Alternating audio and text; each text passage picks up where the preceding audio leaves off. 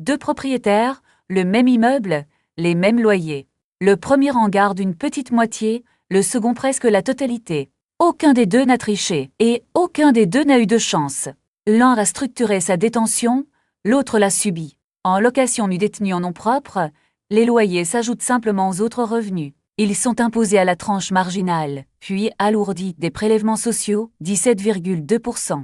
À la tranche la plus haute, la ponction atteint 62,2%. Autrement dit, sur 100 € de loyer encaissé, il en reste moins de 40. L'immobilier est taxé à 4 étages, et chacun se pilote séparément.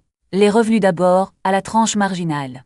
La détention ensuite, par l'impôt sur la fortune immobilière au-delà d'1,3 million de patrimoine immobilier net. La revente, par la plus-value, dégressive avec la durée de détention. Et la transmission, par les droits de mutation au barème progressif. Deux mécaniques légales changent l'équation. La première, en location nue au réel, intérêts, travaux et taxes foncières se déduisent des loyers, et le déficit qui en résulte s'impute sur le revenu global, dans une limite annuelle, le reste se reportant sur 10 ans.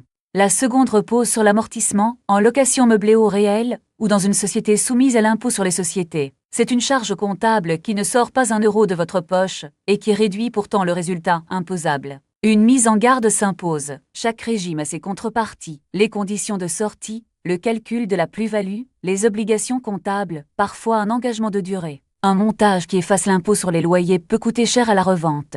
Le bon choix se valide avec un conseil fiscal et un notaire. Ce contenu est informatif et ne constitue ni un conseil fiscal, ni un conseil en investissement. La fiscalité immobilière n'est pas une fatalité, c'est un paramètre. Elle se pilote au moment où l'on choisit comment détenir, pas au moment de la déclaration.